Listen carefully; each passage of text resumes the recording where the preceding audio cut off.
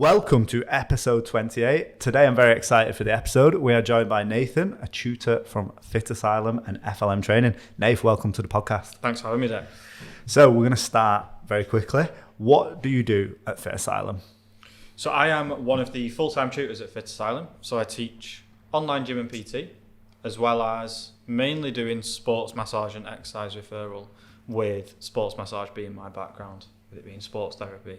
So I kind of do a lot of the sports massage teaching, both level 3, level 4, as well as bits of gym and PT. Do you know when other people ask you what you do, who have no idea about the industry, what do you say? Teacher. Yeah, that's what I say. I tried to explain that I'm a tutor and assessor. They were like, oh, do you teach people like math? I'm like, no, I'm not that sort of tutor. They're like, do you go to people's houses? I'm like, no. I teach. And they're like, oh, why don't you say teacher then? So that's what I do now. Yeah. Teacher, and then who do you teach? I teach adults. And then it's kind of like, all right, okay. Yeah. I'll just leave that one. I liken it to Open University. If you wanted to do an adult course, you'd go to Open University. Yeah, it sounds good just teaching adults. Why did you choose the industry then? So I went into the industry as a sports therapist. So my degree was in sports therapy. Did that at UCLan Preston. And I went into the industry delivering massage, rehabilitation, worked in sports clubs, and then just decided it wasn't really for me. Looking back, it was more probably naivety in terms of business planning than anything else, and the progression to self-employed. I guess I was straight from college into university. I was a little bit naive, not really had a huge amount of business planning. So then I became a teacher.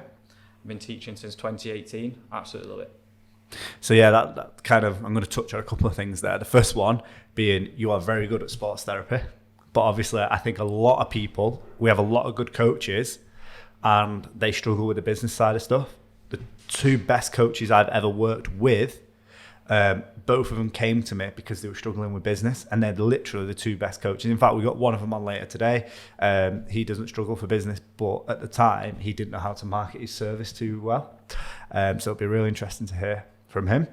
And then the second thing is, do you not think you were born or made to be a teacher? If you'd have asked me that 10 years ago, not a chance. Yeah. Standing in front of someone and delivering a presentation, if it was at college, I remember delivering a presentation as an assessment at university, and it was literally hell. It was my worst experience ever. Oh, I love that. Really. But then I just wanted, I don't know what it was. I was like, right, I'm going to stop. I dwindled down my clients as a sports therapist, went to university full time again, having some financial backing from myself that I've saved up, and went to university to become a teacher. Absolutely loved it. Took a few sessions to get into it, I guess, what the expectations were delivering in front of someone. But yeah, now I absolutely love standing in front of someone and delivering a session. And you're very good at it. And we're going to touch on that later. But why did you choose to become a teacher then? What was there a moment where you went, I know, I'm going to teach this subject that I'm very good at? I've always loved education. Yeah. So I've always got on with my teachers who I've had in the past through school, through university and college. So I've always loved learning and education. So it was kind of like an easy step. What can you do if you love learning?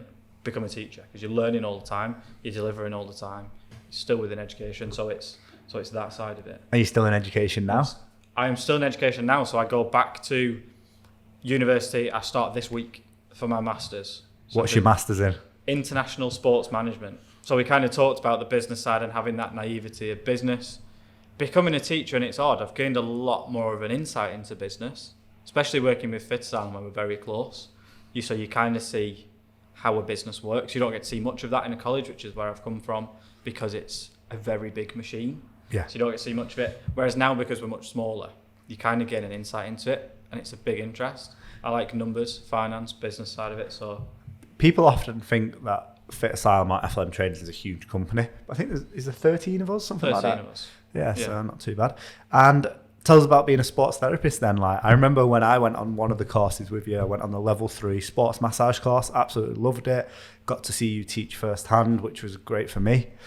And you talked a lot about being a sports therapist. I always remember the stories of you working with jockeys and things like that. So tell us a little bit about being a sports therapist. Yeah, so in my second year of university, I gained work experience. We had to do so many hours anyway. So it's kind of like I found my own work experience rather than it being given to me. It was a local football club. I spent a lot of time working with footballers. That's where my interest was, and still is when it comes to sport. Football would be my main sport. I'm a Burnley fan. Very sins. Yeah, so it's one of those. But football's always been the main sport. However, I had the lucky opportunity, and it's one of those where I know we've spoken on the podcast in the past about having a certain type of client and finding your client niche. Yes. Mine found me more than anything else. I had a professional jockey come to me, and he ended up being one of my clients, and then it spiraled from there. They're a kind of small knit group, small community, all talk to each other. So it was then that jockey spoke to another jockey, that jockey would speak to someone who was in dressage, and I found my niche. Gained quite a lot of knowledge when it came to horse riding and equestrians. So it found me. So yeah, I kind of ventured into my own practice, found my niche within that sort of market of. Do you reckon the jockeys felt comfortable because you're about the same height? I am the same height. That's what I thought. Yeah, I think 5'6" is roughly. I think some of them are taller than me. Yeah, so yeah, about my height and weight. So yeah, could be. Interesting. Yeah. And how good was Bruno's goal? It was an incredible goal. Burnley played really well. They did. It was an incredible goal, though. We're going to touch on some other things that you love later on in the podcast. And I know you hate this question, but I always say Nath is the best tutor that we have. And I'll give some of the reasons for this. He always gives fantastic resources. You've even made stuff like the student handbook.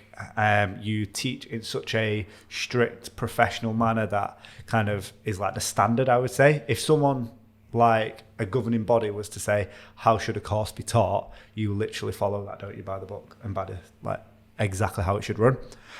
So why do you think, and I know you hate this question, but why do you think you're such a good tutor?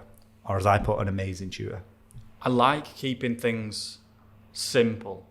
I think that's one of the big things. I like keeping them simple. As much as I'll give you lots of information, I'll try and get that across in something that will help. And if not, I'll change it, try and do it again. So I will explain things maybe 2 or 3 times in slightly different ways in a hope that you kind of understand one of them, or I'll deliver it in different ways where it'll be maybe some of it theory blended into practical, depending on how you learn. So I think varied teaching. Yeah, varied teaching is definitely something you do a lot. Something that's good, and having different tasks, maybe thinking about using other resources, such as we've used augmented reality in the past, and as simple as coloured pens. Yeah, so kind of bringing in different things in a hope that one of those will spur your learning on and kind of motivate you to go and do the learning outside, which is where the majority of learning will take place. So whenever I do exit interviews with students who have been on our online course, we ask them like how they found the course, and we always get comment about how amazing Nathan's Tuesday workshops were, because we're not doing them anymore. And I asked why they were amazing, and I get the same 3 responses most of the time. 1 is you're very knowledgeable. 2 is that you put it in a simple way or a simple format, and if someone didn't understand it, you would try and explain it in other ways. And the 3rd one was the amount of different resources. And I think you've touched on that there. You won't just deliver a PowerPoint. You'll sometimes use AI. I remember doing a course with you recently where we did, about a year ago, where we used AI for the anatomy and physiology side of stuff, which was really cool to see. You've also used, like, you showed me on Teams how you can use like the whiteboard function and the sticky label function, which is really cool. And you're really big on using technology to upskill people. You've even, like the student handbook, tell us a little bit about what's in that and how you developed it and why you developed it. So the student handbook, as we were growing as a company, we were creating lots of useful resources, and students are being given all of these resources, but not utilising them because they didn't know where they were, or they were hard to access, or they just didn't know they existed. So the idea with the student handbook was to kind of collate everything into one document that a student could use, and if they were unsure, they had a reference point. Yeah. Start with the student handbook. If it isn't there, then they can. You don't need it. I'm going to say it right now. Yeah, or you can go to another member of staff or admin, and they'll help you. So we collated everything on there. It started as a resource list. Yeah. Did that student handbook. So started as an anatomy and physiology resource list and a few good links for business planning. That kind of spiraled. We've now got English and maths help on there. Our partnerships with different businesses, lots of CPD on there, links to this podcast. Obviously, we've got lots of our plugs on there. different books that they can read.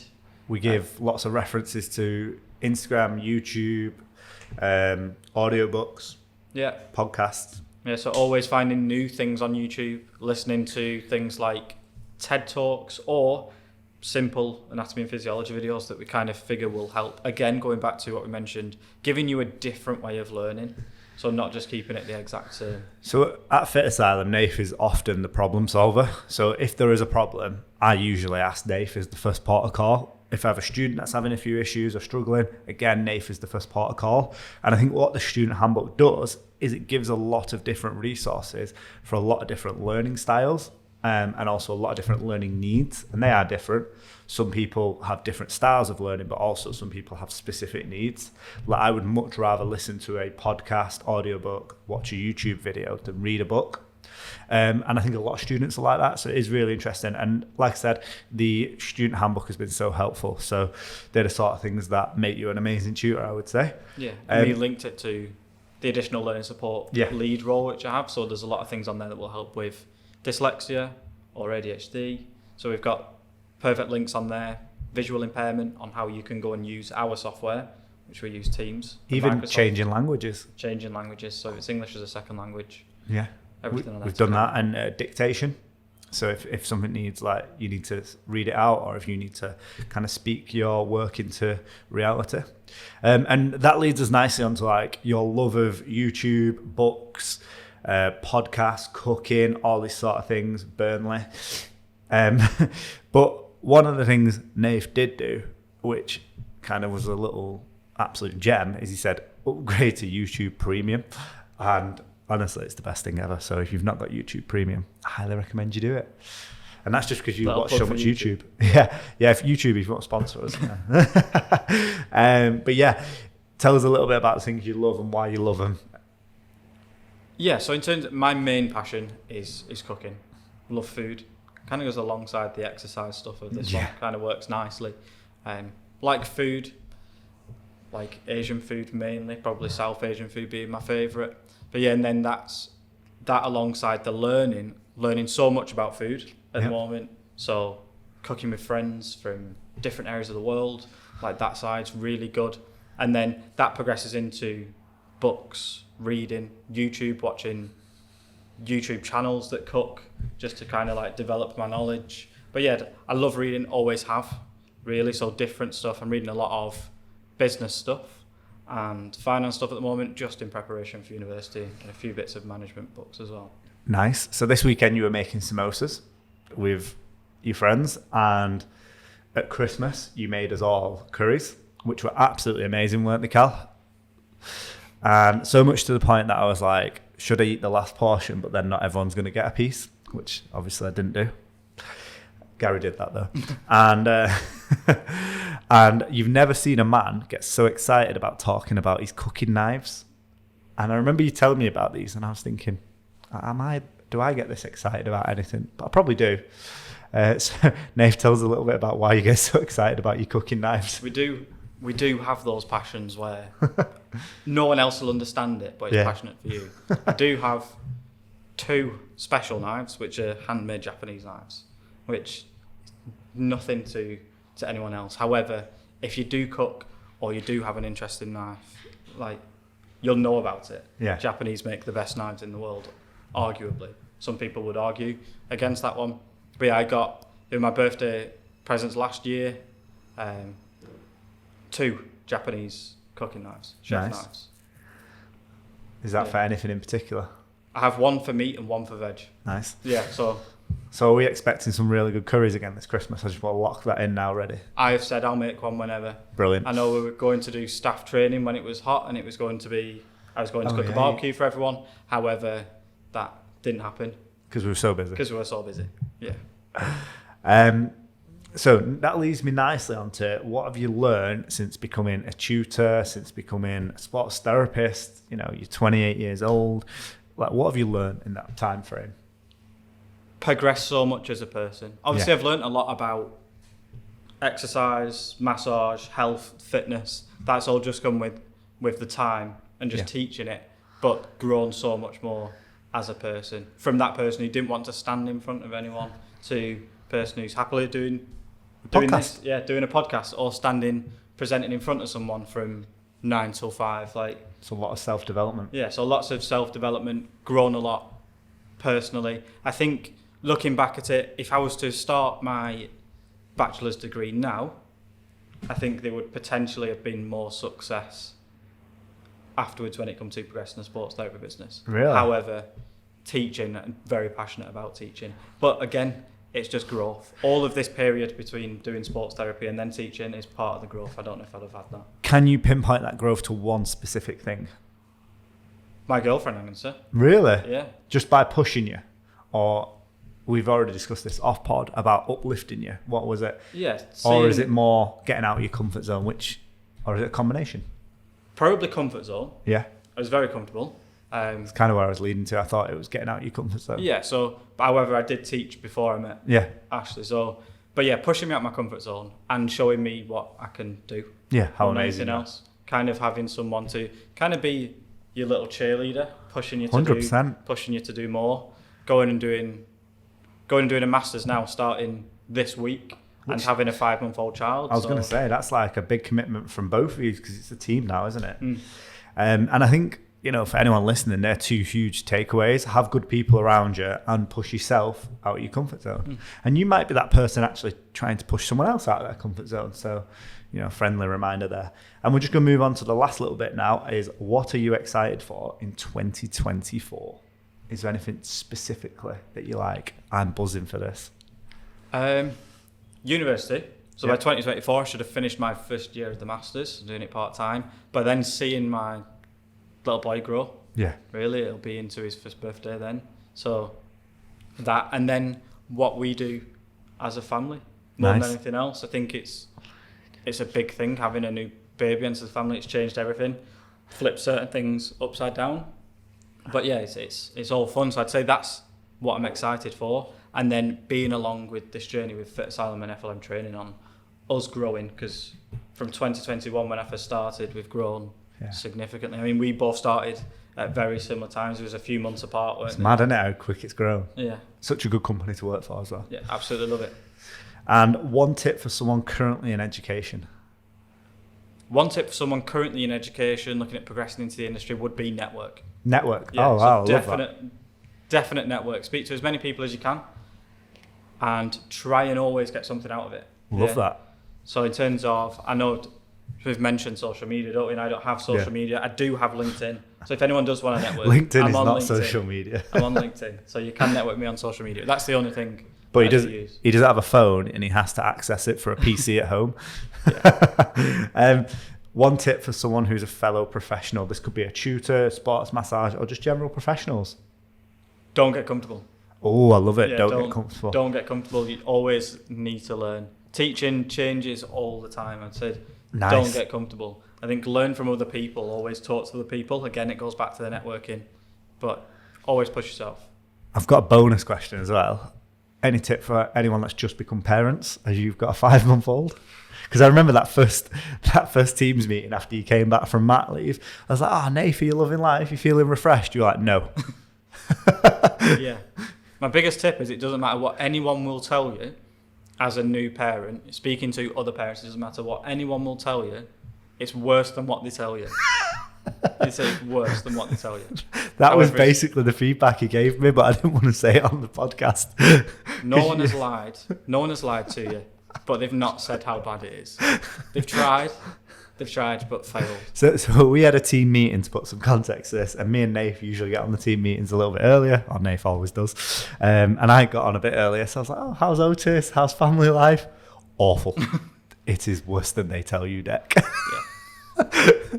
The first 8 weeks, the first 6 to 8 weeks, I am absolutely loving it now. Yeah, I love the comment about a month ago. I was like, how's Otis? You were like, he's actually got a personality now, so he's pretty sound. Yeah, he's starting to show a little bit of a personality. He's smiling.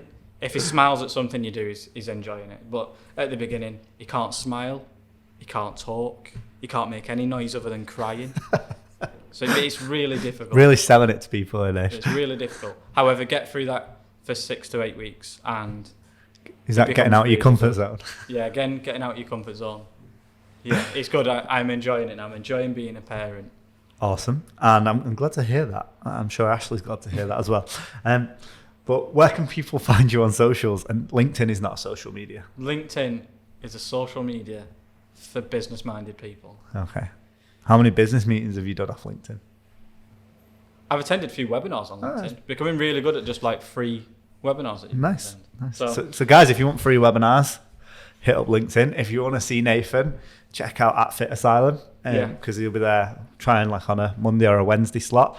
And obviously, guys, if you do enjoy the podcast, please leave us a review. Please drop a comment below, and thank you very much for listening. We appreciate your support. Nath, thank you very much for coming on the podcast. Did you enjoy it? I loved it. Yeah, it was good. Good. Awesome.